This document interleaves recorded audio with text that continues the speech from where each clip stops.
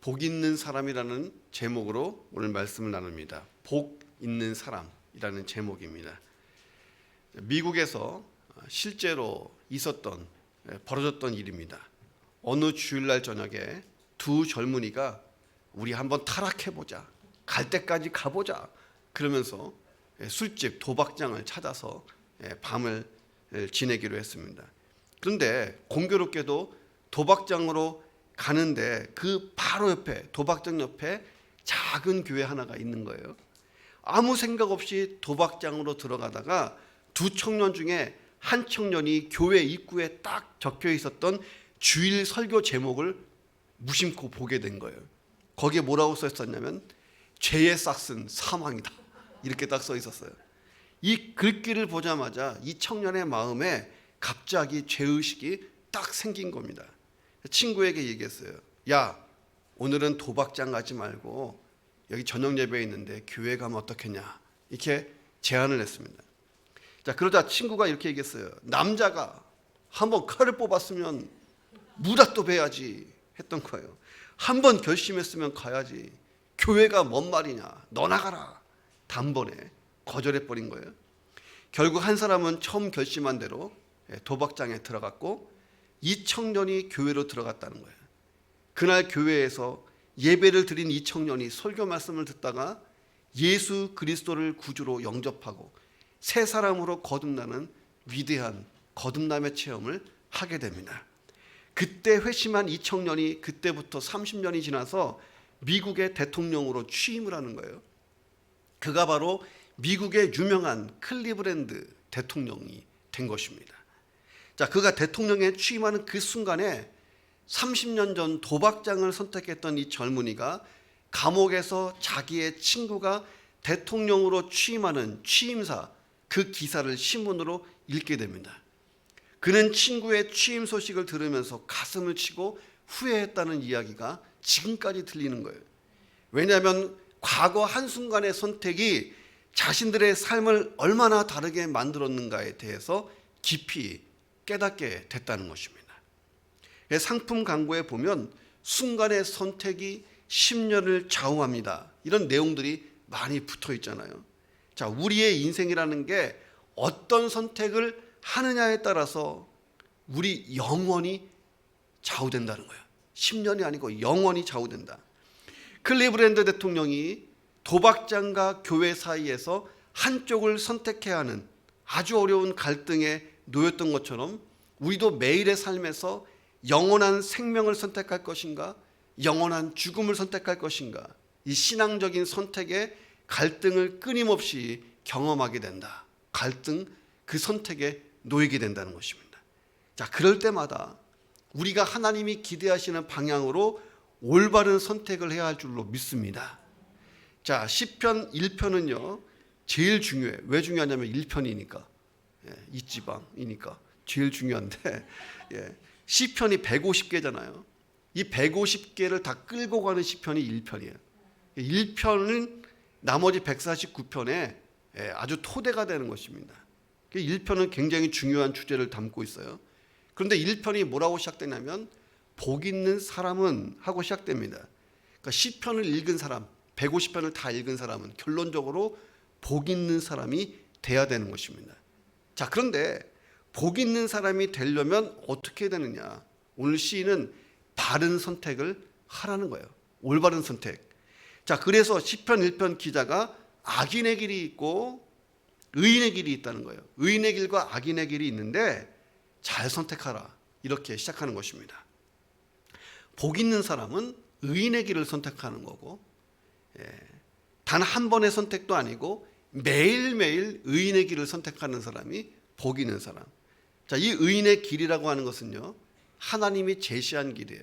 하나님이 기대하시는 것, 하나님이 원하시는 방향입니다. 그러므로 복 있는 사람은 그 의인이라고 할 수 있고, 하나님이 제시한 길을 잘 걷는 사람이에요. 그래서 하나님이 주시는 번영과 성공을 누리는 사람입니다. 그러니까 제가 어렸을 때부터 게임을 많이 해보면 이 주인공이 어떤 길을 가, 근데 그 길을 잘 가면 먹을 게 많아. 콕콕 먹으면 에너지가 막 충전되잖아요.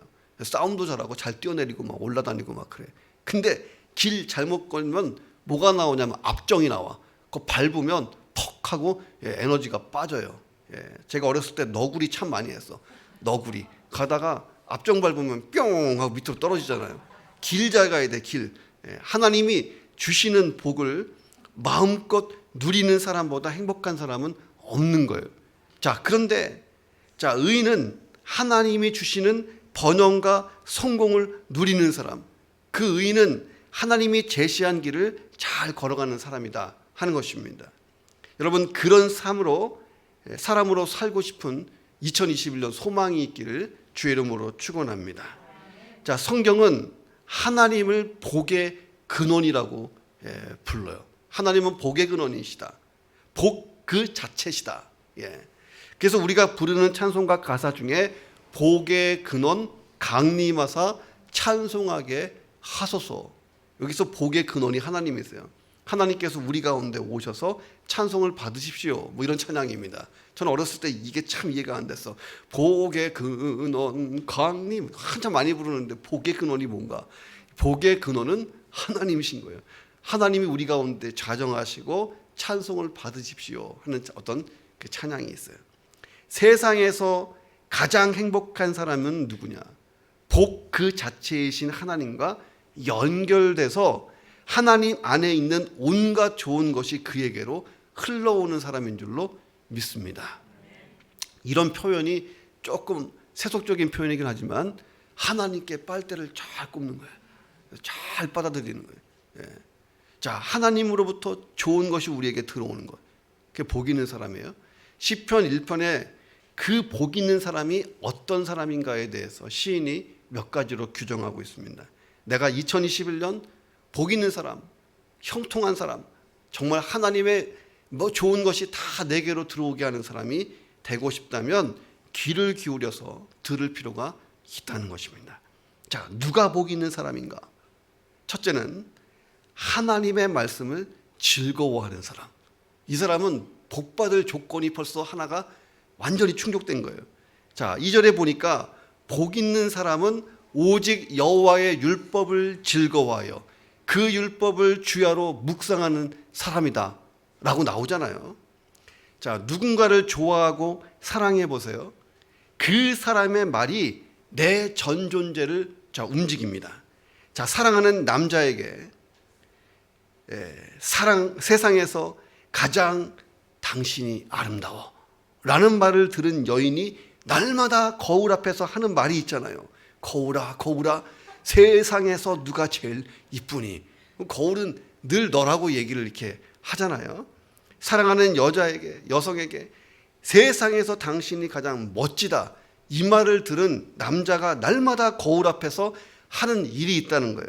주먹을 불끈 쥐고 온몸에 근육이 생기도록 힘을 준다. 난 제일 멋지다 하잖아요.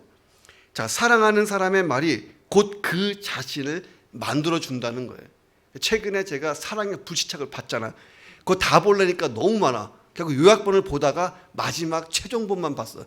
저는 그렇게 잘해. 앞에 거 너무 지루하니까 마지막 거만 딱 보는데 거기 보니까 그 윤세리에게 그 남자 주인공이 카톡을 보냈잖아요. 문자 메시지. 1년치 예약 문자 발송하는데 그 문자가 윤세리를 만들어 버리잖아요. 밝고 건강하고 명랑하게 싹 다 바꿔놔. 그 문자가 이끄는 삶을 살았다는 거예요. 한 남자가 보낸 그 문자에 완전히 자기 인생을 걸고 살잖아요. 1년 동안. 그렇게 사는 사람도 있는데, 자, 우리는 하나님 말씀, 그분의 말씀을 즐거워해야 할 줄로 믿습니다. 내가 진짜 하나님을 사랑하면 하나님 말씀을 즐거워해요. 내가 복 있는 사람인가 측정해 보려면 나와 하나님 말씀과의 거리를 보면 알 수 있어요. 더 쉬운 것, 나와 성경책의 거리는 얼마나 되나. 집에 들어갈 때 신발장에 올려놨다가 일주일 뒤에 다시 들고 나오고 툭툭 털고 나오면 끝난 거야. 일주일 동안 너무 거리가 멀었잖아요.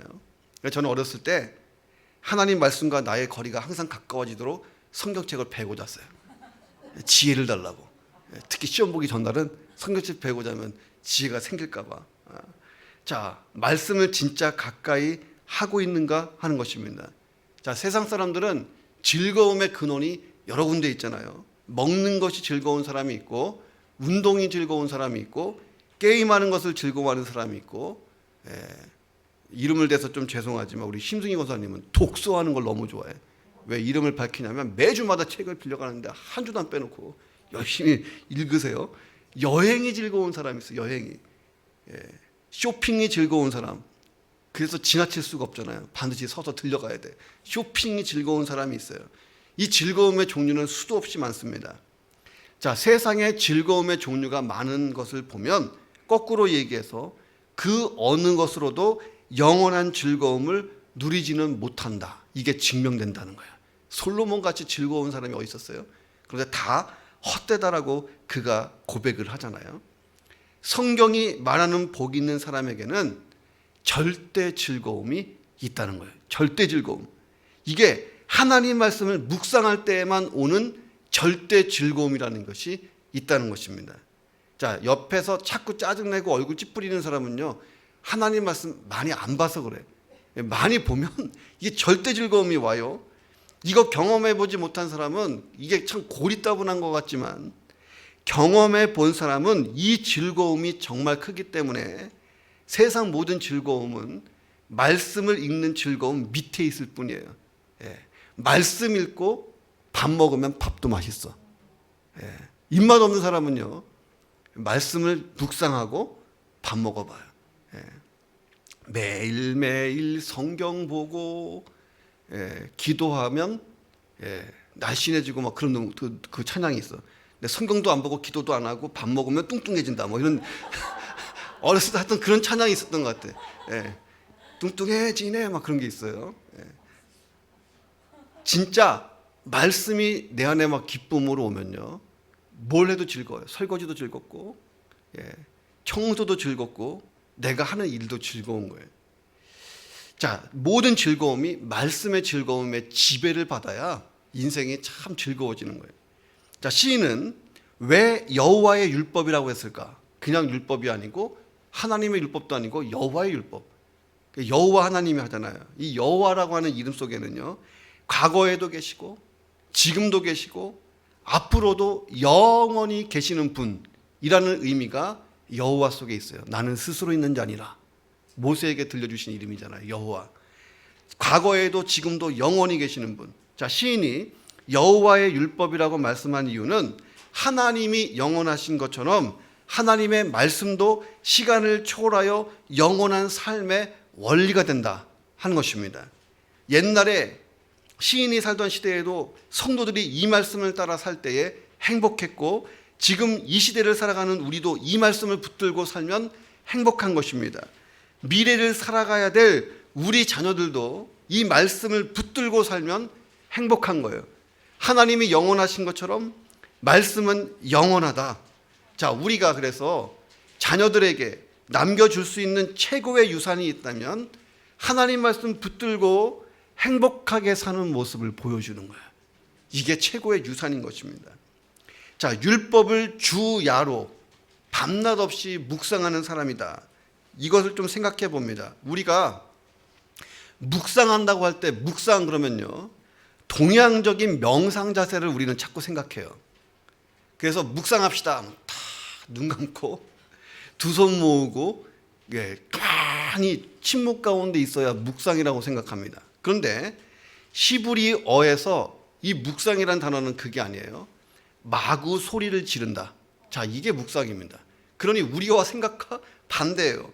그래서 이스라엘을 방문해서 회당에 가면 성경을 열심히 읽는 유대인들을 보게 됩니다.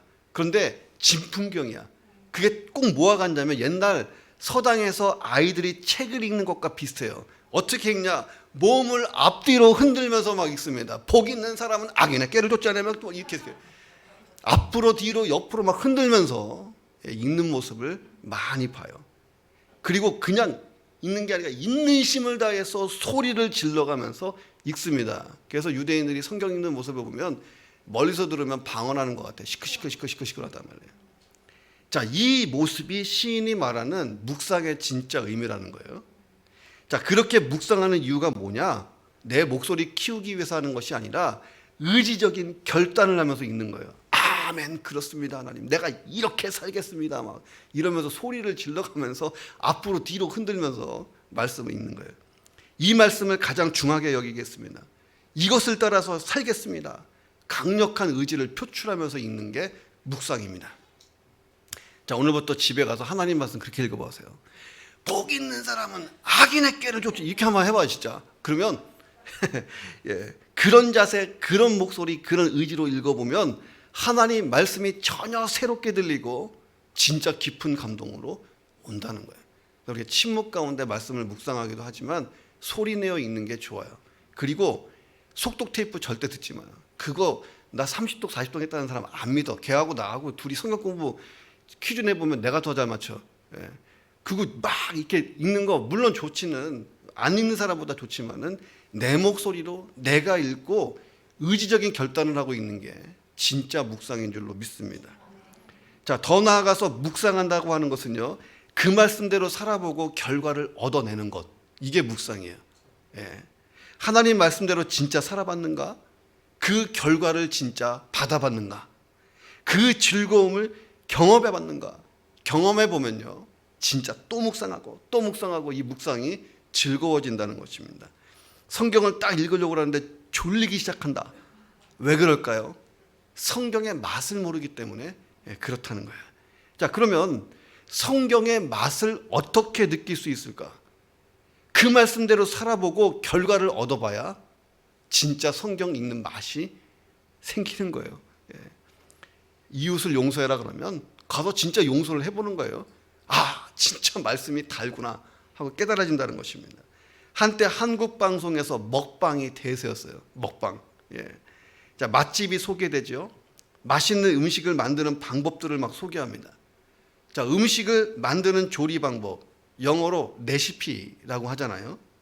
자, 다양한 음식에는 다양한 레시피가 생겨날 수밖에 없는 것입니다. 그런데 어떤 사람이 레시피를 완벽하게 외웠다고 가정해 보세요. 레시피를 완벽하게 외웠다고 해서 그 사람이 그 음식의 맛을 알 수 있느냐? 아닙니다. 어떤 식재료들과 소스를 넣는 순서를 완벽하게 외우고 있어도 음식 맛까지는 알 수 없어요. 음식 맛을 알려면 다 그 레시피대로 만들어 봐야, 음식을 또 먹어 봐야 음식 맛을 아는 것입니다. 자, 레시피대로 만들었을 때에 그 음식의 참맛을 경험해 볼 수 있다 하는 것입니다. 똑같은 거예요. 하나님 말씀도 머릿속에 머물러 있으면 그 맛이 안 느껴진다는 거예요. 자, 그런데 그 말씀대로 살아보면 그 말씀의 맛을 느끼는 줄로 믿습니다. 저와 여러분이 2021년에 여호와의 율법을 즐거워하여 그 율법을 주야로 묵상하는 사람이 되고 하나님이 주시는 복을 마음껏 누리는 사람 되시기를 주님의 이름으로 축원합니다. 자, 누가 복 있는 사람인가? 두 번째는요, 악인의 길을 거부하는 사람이에요. 거부하는 사람. 자, 복 있는 사람은 노해야 할 때에 노할 수 있는 사람이라고 시인이 이야기하는 것입니다. 1절을 같이 읽습니다. 복 있는, 시작. 복 있는 사람은 악인의 꾀를 따르지 아니하며 죄인들의 길에 서지 아니하며 오만한 자들의 자리에 앉지 아니하고. 자, 이게 뭐냐면 노할 때 노하라는 거예요. 예. 거절할 수 있을 때 거절하는 것이 진짜 복 있는 사람이라는 것입니다. 자, 그런데 우리가요, 노하기가 쉽지 않은 상황에 가끔 직면해요. 내가 그리스도인임에도 불구하고 노하기가 어려운, 이것만큼은 내가 안 하겠다고 하기가 좀 체면치레를 하기가 어려운 상황이 만납니다. 바로 그 순간이 내가 하나님을 어떤 분으로 알고 있는가, 내가 말씀에 대한 어떤 태도를 가지고 있는가가 거기서 결정난다는 거예요. 자, 시인은 악인을 한마디로 이렇게 정리해버립니다. 하나님과 무관한 사람, 그의 인생에 하나님이 없는 사람, 이 사람이 악인이라는 거예요. 그럼 의인은 누구냐? 인생에 하나님이 있는 사람, 하나님과 바른 관계를 맺고 사는 사람, 이게 악인과 의인을 구분한다는 거예요. 자, 시인은 자, 하나님과 관계가 없기 때문에 이 악인이 점점 시간이 지나면 죄인이 된다는 거예요. 죄인이 점점 시간이 지나면 오만한 자가 된다. 자, 악인이 죄인, 오만한 자가 된다. 갈수록 태산이고 갈수록 구제불능이 되는 거예요. 결국 하나님과 영원히 단절돼 버리는 삶이 된다는 것입니다. 자, 복의 근원이신 하나님과 단절됐으니 이 사람만큼 불행한 것도 없어요. 복의 근원과 내가 잘라져 버렸어요. 그러면 악인은 누구냐? 오늘 본문 그대로 해보면 표준이 없는 사람이에요. 기준이 없는 사람. 이게 악인입니다. 표준이 없는 이유가 뭐냐? 하나님이 없으니까. 우리는 뭐가 표준이에요? 하나님 말씀이 표준이잖아요. 악인은 표준이 없어요. 기준이 없어요. 그래서 도스토예프스키가 쓴 소설 중에 까라마조프가의 형제들이라고 하는 그 소설이 있어요. 여기에서 한 주인공이 이반 까라마조프인데 그가 이런 그 독백을 합니다.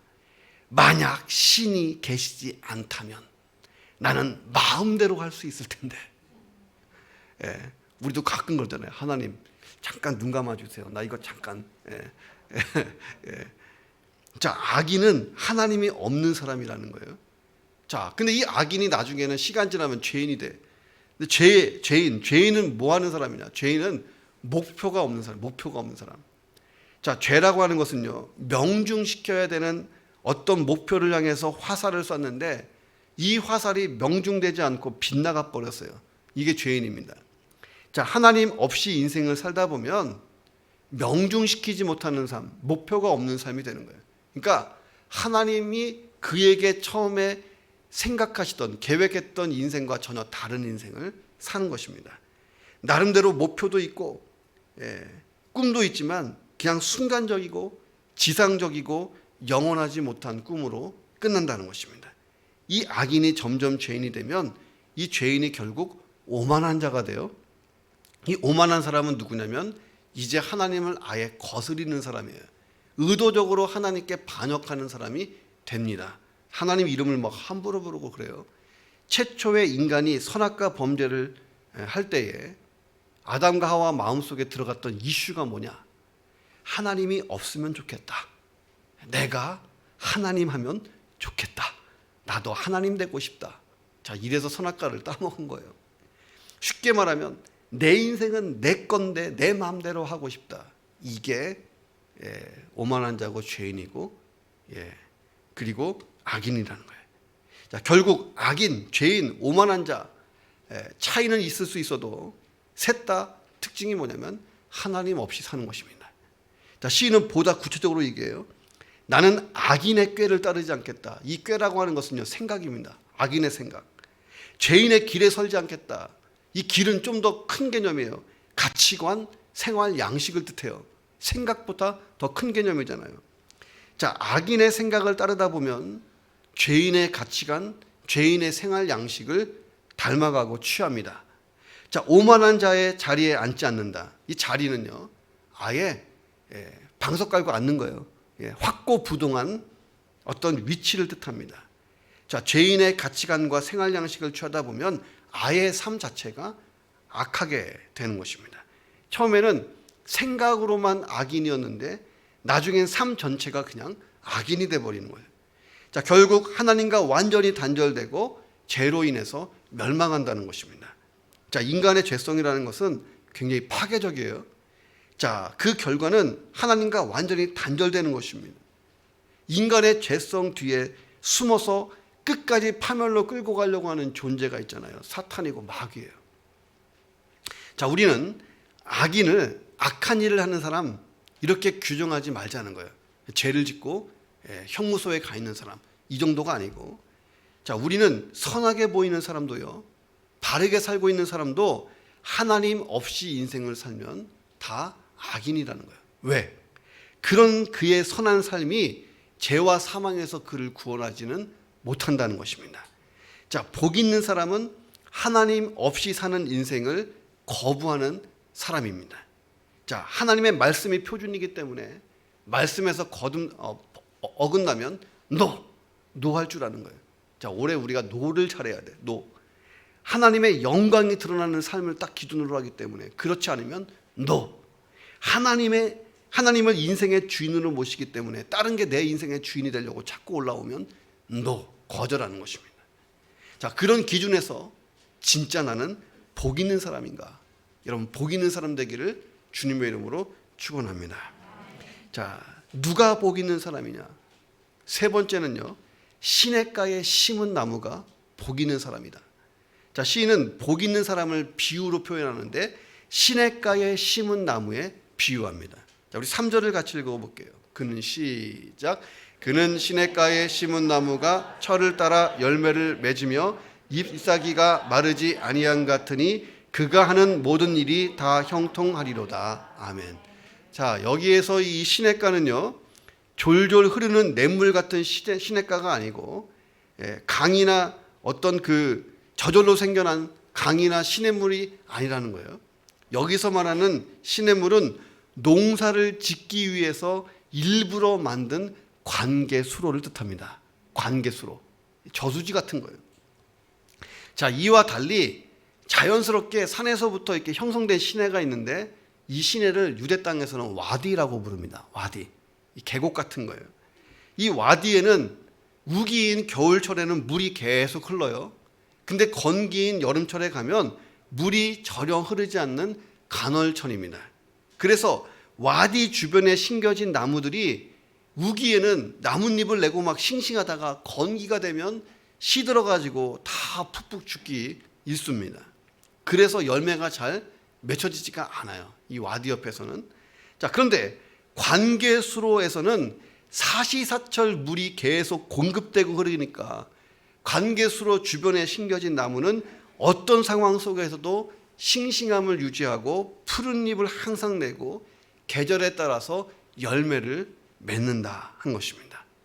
자, 여기에서 이 시냇가는요, 하나님을 상징하고 또 이 시냇가는 하나님 말씀을 상징하고 있습니다. 자, 성경은 하나님을 생수의 근원으로 종종 표현해요. 그래서 예레미야서 17장 13절에 하나님을 샘의 근원, 생수라고 이렇게 표현합니다. 그래서 하나님 말씀에 삶의 근거를 둔 사람은 어떤 상황 속에서도 싱싱함을 유지하고 열매를 맺는 삶을 산다는 것입니다. 그런데 말씀을 떠나 살면 마치 간헐천 주변에 심긴 나무처럼 주변 상황이나 여건에 따라서 민감하게 반응할 수밖에 없다 하는 것입니다. 자, 몹시 가난한데 신앙을 잘 지키고 말씀대로 살았던 소년이 있어요. 이 소년이 성실과 신념이 성공을 가져온다고 믿고 가난과 싸우면서 나갔습니다. 그 결과 나이 30이 됐을 때 점심을 배달하는 모빌 런치 서비스 회사를 창립해요. 그래서 크게 잘 됩니다. 이어서 그가 또 하나를 창립했는데 세계적인 도너츠 상표를 개발한 거예요. 그가 바로 던킨 도너츠의 창업주 윌리엄 로젠버그라는 거예요.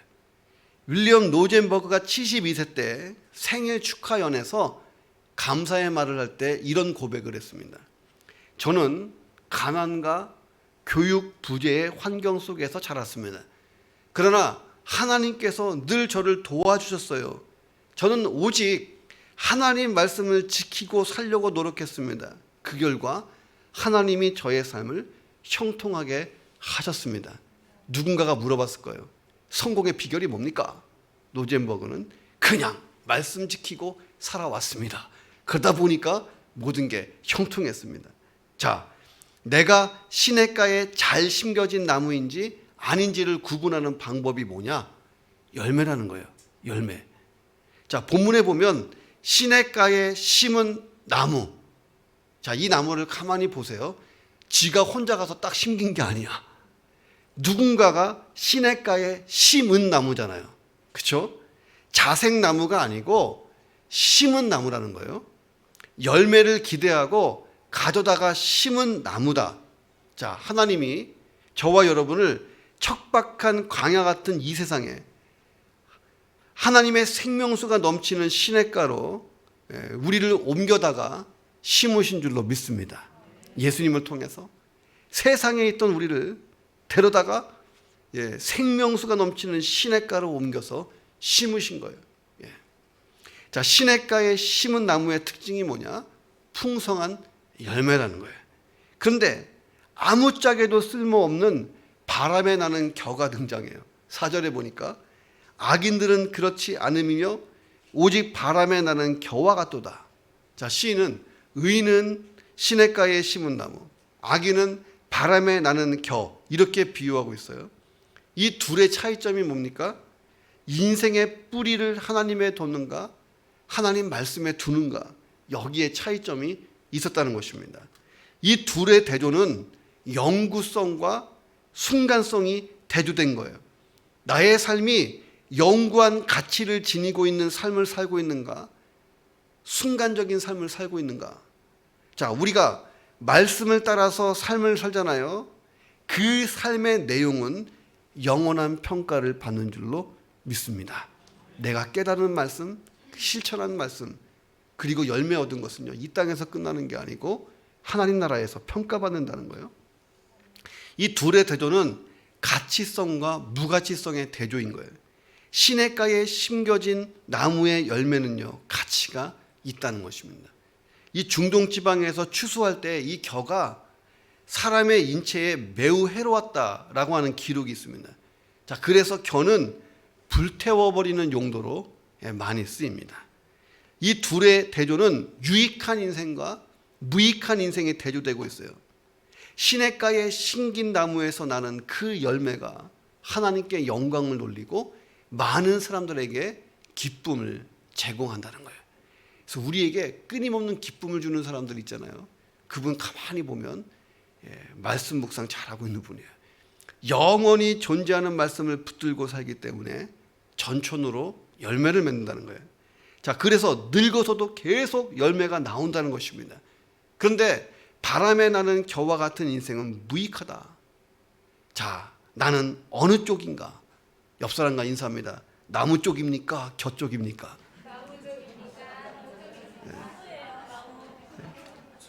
자, 누가 복이 있는 사람인가? 하나만 더 보면 마지막 네 번째는 하나님이 인정하는 사람이 복 있는 사람이라는 거예요. 자, 교향곡을 작곡했던 누돌프라고 하는 젊은 음악가가 있었어요. 이 사람이 비엔나에 살고 있었습니다. 자, 드디어 어느 날 그가 원하던 기회를 맞게 됐어요. 누돌프는 쓰고 고치기를 여러 번 반복하면서 자기가 만든 교향곡을 친구들에게 보여주면서 그들의 의견을 들었습니다. 친구들이 아주 우수한 작품이라고 입을 모아서 칭찬했어요. 자, 그런데 누돌프는 그 작품이 걸작이 되기를 소망하면서 더 심혈을 기울여서 곡의 완성도를 위해 힘을 다했습니다. 마침내 그 작품이 무대 위에 올랐어요. 교향악단이 그의 곡을 아름답게 연주했습니다. 마지막 연주가 끝나고 이 곡을 썼던 누돌프가 앞으로 나왔을 때에 청중들은 우려와 같은 박수를 보내줬어요. 그런데 누돌프가요, 아무 반응도 하지 않고 가만히 서 있는 거예요. 자, 그때 머리가 하얀 노인 한 분이 누돌프에게 다가와서 어깨에 손을 얹어놓고 이렇게 말합니다. 잘했다, 누돌프. 정말 잘했어. 이 젊은 음악가가 그제서야 눈에서 눈물이 팡 하고 콸콸 쏟아진 것입니다. 자, 이 노인은 그 누돌프가 그처럼 본받기를 원했던 가장 존경하는 스승이었던 거예요. 누돌프는 곡이 연주될 때에 이 많은 청중은 다 필요 없고 자기 스승만 바라보고 있었던 거예요. 자, 그 스승이 인정했을 때 복받치는 기쁨이 터졌던 것입니다. 자, 우리에게 맡겨진 일들을 대할 때요, 우리가 주인에게 인정받으려고 하는 종의 마음을 가져야 하는 줄로 믿습니다. 자, 사람으로부터 인정받는 것도 격려가 돼요. 아유, 목사님 오늘 말씀 좋았어요. 이렇게 하면 격려가 되지만 진짜 큰 격려는요, 하나님이 잘하였다, 착하고 충성된 종아 라고 칭찬해 주시는 그 먼 훗날 천국에서의 칭찬이 돼야 할 줄로 믿습니다. 자, 복 있는 사람과 복이 없는 사람의 결정적인 차이가 하나님의 심판 때에 다 드러난다는 거예요. 자, 현실적으로 보면 복 있는 사람과 복 없는 사람이 잘 구분되지 않아.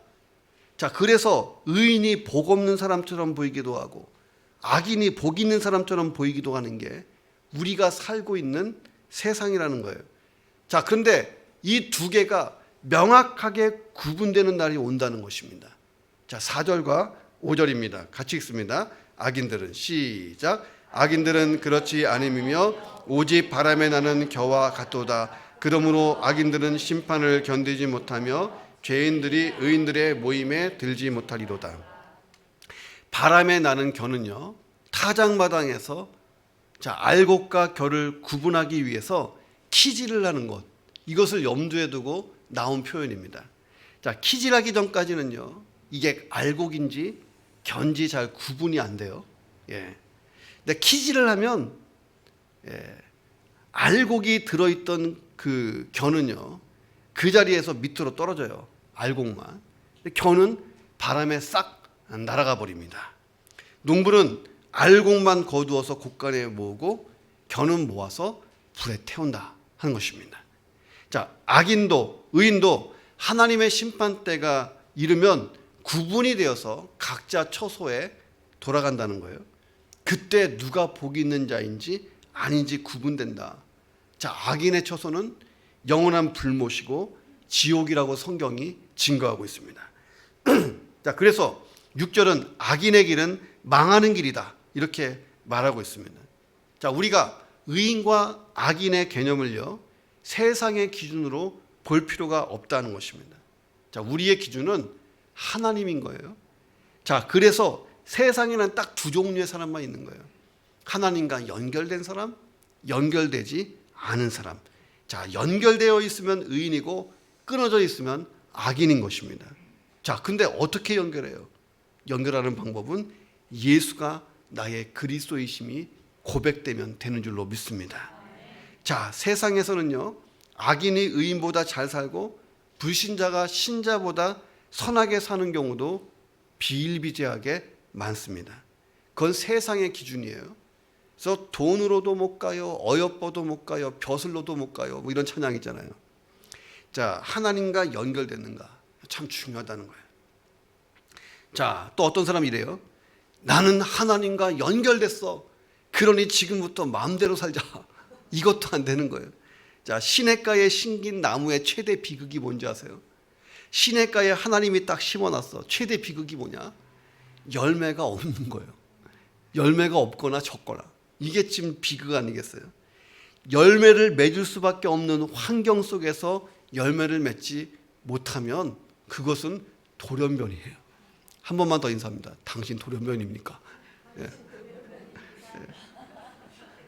자, 저와 여러분이 하나님이 인정하시는 그런 인생, 그런 의인의 인생을 잘 살고 더 풍성한 결실을 얻어서 하나님께 영광이 되고 가족과 이웃들에게 축복이 되는 인생 되기를 주님의 이름으로 축원합니다. 자, 폴 포트라고 하는 사람이 있고 히틀러, 스탈린. 자, 폴 포트, 히틀러, 스탈린. 자, 이 세 사람을요, 20세기 최악의 3인방이라고 합니다. 최악의 사람 3인방. 자, 폴 포트는 200만 명을 죽인 사람. 히틀러는 유대인 600만 명을 잔인하게 죽인 사람. 히틀러가 사람을 죽여서 기름을 짰다는 얘기도 있잖아요. 자, 또 스탈린은 3,500만을 죽인 사람으로 기록되어 있습니다. 근데 재미있는 것은 이 세 사람이 처음부터 나쁜 사람이었는가? 아니라는 거예요. 이 세 사람의 공통점이 있어요. 다 성직자가 되려고 했던 사람입니다. 자, 폴포트 불교 사원에서 6년 동안을 지냅니다. 그 당시에 그는 누구보다 친절하고 겸손한 사람이었다는 기록이 있어요. 그런데 그가 20대에 파리에 가서 공부를 하다가 잘못된 사상에 빠져요. 공산주의 사상에 물들어서 완전히 잔인하게 바뀌어버립니다. 자, 스탈린은요, 어려서부터 성경 공부를 무척 많이 한 사람이었습니다. 그는 성직자가 되려고 아예 신학교에 입학을 했어요. 그 신학교를 졸업했습니다. 자, 신학교를 다닐 때 노래 잘하는 3명 중에 1명으로 뽑혀서 예배 시간에 대표로 찬송을 인도했다라고 기록이 있습니다. 그가 성직자가 되기를 위한 마지막 코스에서 벗어나요. 그때 정치운동에 참여해서 학교에서 재직을 당합니다. 그가 무슨 사상에 빠지냐면 마르크스의 사상에 빠져버렸어요. 그리고 격길로 간 거예요. 히틀러도 마찬가지입니다. 어렸을 때에 그가 살던 마을에 유럽에서 가장 오래된 수도원인 베네딕트 수도원이 있었습니다. 이 수도원 학교에 다닐 정도로 히틀러는 신앙이 철저한 사람이었습니다.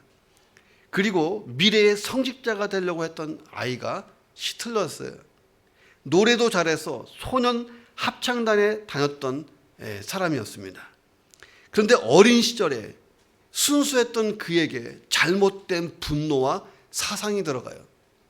잘못된 가치관과 사상이 비극을 만들어냅니다. 자, 그러니까 잘못된 가치관과 사상이 이 세 사람을 다 망가놓은 거잖아요. 그러므로 하나님 말씀에 기초한 가치관과 생각이 축복된 삶의 비결인 줄로 믿습니다. 자, 미국의 시인 가운데 노버트 프로스트라고 하는 분이 있어요. 그의 작품 중에 가지 않는 길이라는 시가 있습니다. 이 시가 우리에게 참 교훈이 돼요. 숲속에 두 갈래 길이 있었습니다. 나는 사람들이 잘 가지 않는 길을 선택하였습니다. 그리하여 모든 것이 달라졌습니다. 자, 이것에 대해서 예수님도 비슷한 말씀을 하셨잖아요. 마태복음 7장 13절 14절을 같이 읽어보겠습니다. 좁은 문 시작. 좁은 문으로 들어가라. 멸망으로 인도하는 문은 크고 그 길이 넓어 그리로 들어가는 자가 많고 생명으로 인도하는 문은 좁고 길이 협착하여 찾는 자가 적음이니라. 자, 엊그저께 제가 어떤 어플을 보니까 말씀 카드 뽑아주는 어플이 있더라고. 그래서 톡 누르면 말씀을 찾는 중입니다. 당신에게 주시는 말씀은 탁 하고 나와요. 재밌었고 나도 딱 해봤어. 그랬더니 이게 딱 나왔어. 좁은 문으로 들어. 나 일본에 올 때 또 좁은 문이었는데 올해도 그 탁 눌렀는데 또 좁은 문이야. 또 오늘 아침에는 일부 예배 드리고 말씀 카드 이 앞에 나눠드릴 거지만 제 거 딱 받았어요. 딱 받자마자 열어보니까 뭐냐면 죽었나니 이렇게 나오더라고요. 내가 그리스도와 함께 죽었나니 이렇게 나오더라고요. 아, 나 죽었구나. 자, 복 있는 사람이 된다고 하는 것은요, 복 있는 사람이 되기를 선택한다는 것은 이게 쉬운 일이 아니라는 거예요. 자, 하나님 말씀대로 살기 위해서는 많은 것을 포기할 때가 있어요. 그래서 신앙생활이라는 것은 선택이라는 거예요. 우리가 무엇을 선택하는가, 내가 어떤 것을 선택하는가에 따라서 인생의 질과 운명이 결정된다는 것입니다. 새해를 시작하면서 저와 여러분이 하나님 말씀을 따라 살고 시냇가에 심은 나무로 살고 인생의 풍성한 열매를 맺고 하나님이 인정하고 기대하신 인생을 살면서 내 인생의 끝이 영광스럽기를 주님의 이름으로 축원합니다. 기도하겠습니다. 우리 함께 기도하실 때에 하나님, 2021년 복 있는 사람이 되기 위해 하나님 말씀을 즐거워하게 하여 주옵소서. 악인의 길이 있다면 단호히 노라고 거부하게 하여 주옵소서. 시냇가에 심은 나무가 되어 열매 맺게 하여 주옵소서. 하나님만 인정하시는 그런 인생 되게 하여 주옵소서. 우리 한번 통성으로 기도하겠습니다. 하나님 아버지, 감사합니다. 복 있는 사람에 대해서 우리가 말씀을 묵상합니다. 하나님 말씀이 즐겁고 그 말씀이 오묘하고 신비하고 내 인생의 단맛이 되고 양식이 되고 나를 풍성케 하고 내 영혼을 살리는 말씀 되어 하나님 말씀을 즐거워하는 한 해가 되게 도와 주옵소서. 내 앞에 악인의 길, 죄인의 길, 오만한 자의 길이 있다면 노라고 거부하는 그리스도인 되게 하시며 우리를 시냇가에 심어주신 하나님, 정말 그 열매를 맺는 인생 되게 도와 주옵소서. 세상이 뭐라 해도 하나님이 인정하시는 인생, 하나님이 또 칭찬하시는 인생으로 살 수 있도록 내 인생을 붙드시옵소서. 오 주님 채워 주시옵소서.